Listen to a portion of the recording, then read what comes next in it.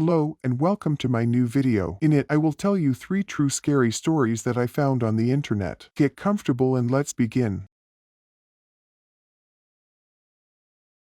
Story 1. When I was 12, I attended summer camp to learn how to ride horses. We were going to be away from our parents for 4 or 5 nights. I was really excited because I always wanted to learn how to ride a horse due to my love for animals, but I was also nervous about being away from my family and around strangers for that long. Most of it was amazing and everything I dreamed of. However, the one night labeled Sleep Under the Stars is an experience that I don't think I'll ever forget. That night we had to leave our bunks and go outside to sleep in tents. I hated tents, but everyone else was doing it, so I figured I'd play along. There were a lot of activities that took place before bed. We were able to sit by the campfire, make s'mores, and tell stories. When it came time for bed, it was 4 of us to attend, and I could already tell I wasn't going to get much sleep. I just couldn't get comfortable and was wishing him this morning. The other people in my tent seemed to pass out almost immediately, which left me to sit there and try to count sheep in the dark.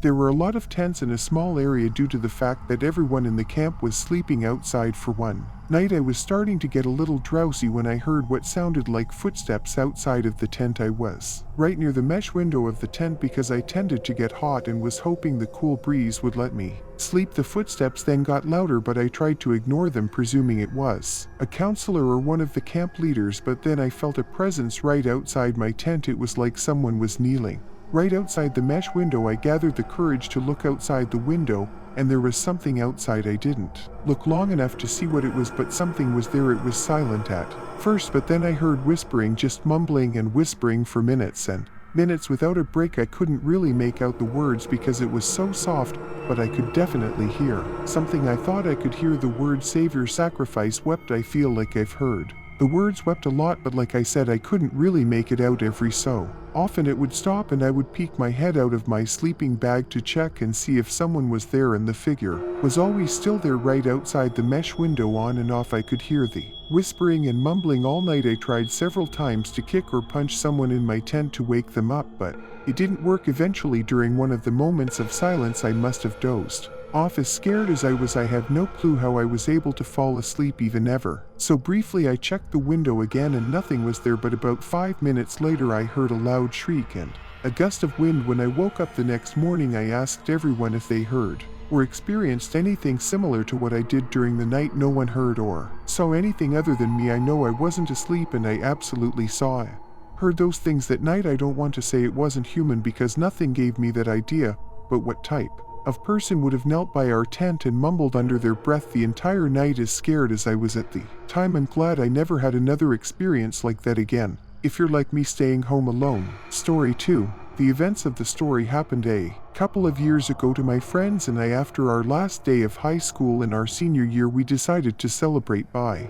hiking and camping in this massive forest close to our hometown. We talked about it for years and this was going to be our celebration for graduating. Our friend group was pretty outdoorsy, but so were most of the people who grew up here anyways. We had always heard that there was a beautiful crystal clear lake in the middle of the forest. The lake was supposedly accompanied by breathtaking waterfalls. One of her friends, Chris, got hiking directions to the lake and we decided to make this post-graduation trip a reality. Chris had the most outdoor experience out of all of us, so we trusted him to make the plans. It was Chris and his girlfriend Mindy, myself, and my friend Danny, and our other friend Tony with his girlfriend Marissa. The trip was planned as a 3-day hiking trip while camping each night under the stars. It sounded amazing. We would reach the lake on the 2nd day and then head back. We would have to camp one more night and be back on the 3rd day pretty early in the morning. The trip started out amazing. I have never really been the biggest fan of sleeping in a tent, but the views were truly breathtaking. The sounds and the way the sunshine through the trees made it seem like we were exploring another world. Once it started to get dark, we decided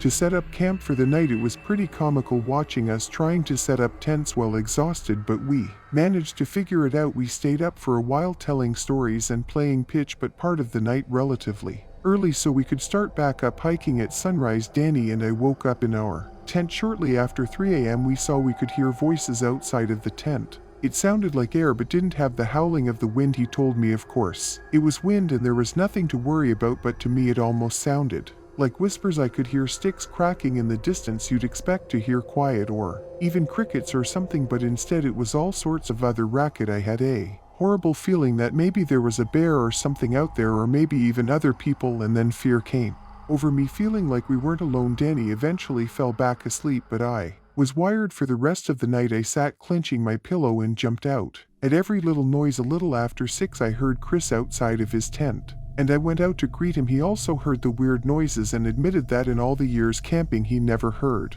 noises like that, but wasn't really alarmed. We packed up our gear and headed out to the lake. If we kept good pace, we would make it by noonish. We all seemed sluggish and tired from the night. We were more tired and short with each other today than the previous day. I had an uneasy feeling the entire day, thinking somebody was out there following us. About 12:30 we arrived at the lake, and honestly it was so worth it. The waterfalls looked like glass, the way the sun reflected off of it, and the water actually looked like it was glowing. It was beautiful. We swam for a while and played by the waterfall, and the events of the previous evening seemed to vanish in my mind. For a while we got dry and decided to start heading back, so our third day of hiking tomorrow wouldn't be so bad. We set up camp about 5 hours or so from our cars. If it was up to me, I would have just kept walking, but anybody who has been in the woods at nightfall knows it is pitch black. It wasn't worth getting lost, so we decided to just camp and get home tomorrow. We were all beats and passed out almost right away after setting up camp again. I was jolted awake a little after 3 a.m. This time there was no mistaking it.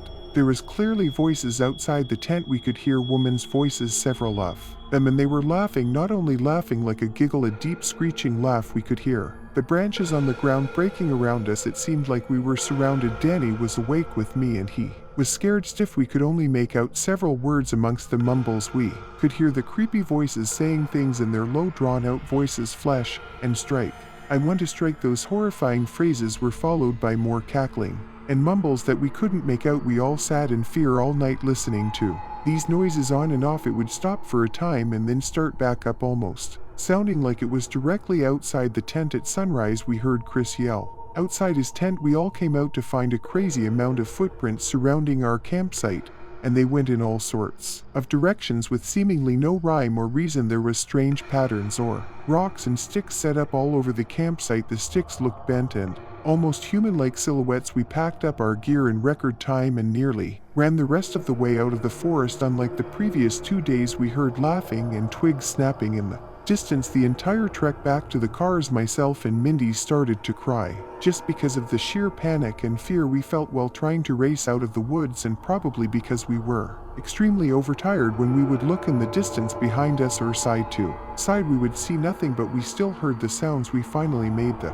near 5-hour hike in just under 4 hours. It was an amazing sigh of relief to be able to see the cars as we all ran to our cars to load the gear up. I sat in the passenger seat and waited for Danny. None of us have ever returned to that forest. I'm not really sure what happened to us over the course of those few summer nights. Some say witchcraft and others say just some woman or kids who were messing with us. Others think it was our imagination, but we all witnessed the same thing. I know what I heard that evening, and maybe it doesn't seem that scary, but for me it was the most terrifying couple of nights of my life. What a way to start off graduation and my summer vacation. Story 3. Short story that happened to me several years ago but still affects me to this day. Now, objectively speaking, this may not be very scary for others reading this, but the image is burned into my mind. It is something I don't think I'll ever forget. School had just ended 3 weeks prior, and my friend and I were just hanging out enjoying a surprisingly beautiful summer night. I live in a very quiet town, and there really isn't much commotion nor really much of anything that goes on. We have one main school in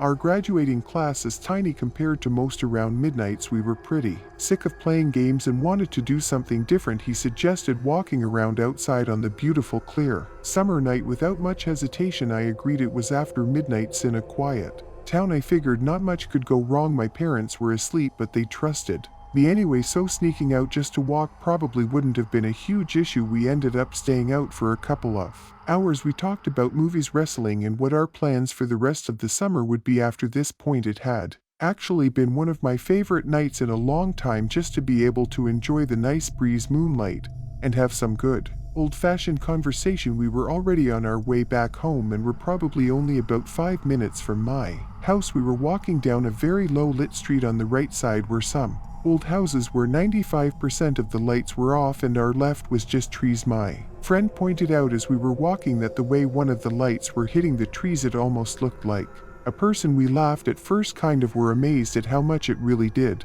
look like a person, but after a moment the laughter faded away as we realized that maybe this wasn't just shadow. So like the fools that we decided to explore, and I pulled back a few branches and saw that there actually was a woman standing there. She had a huge, almost disturbing smile on her face. She was old, probably in her 70s. I would guess she was dressed normal and had lots of nice jewelry on. She looked how my grandma would dress for holiday parties, but the scariest part was that she was just standing there like a statue, smiling at us. For a moment we stood there in shock, and within a split second her smile vanished and she jumped out and made a huge grunt. In a scream we ran as fast as we could back to the house. To my knowledge she didn't follow us or anything. I know most people might not find this particularly scary, but in the middle of the night when you find a creepy old lady hiding in the trees, it really rattles your cage. Nothing else of note came from this incident, but as I mentioned previously, I'll never be able to get the image for smiling and suddenly screaming at us out of my head.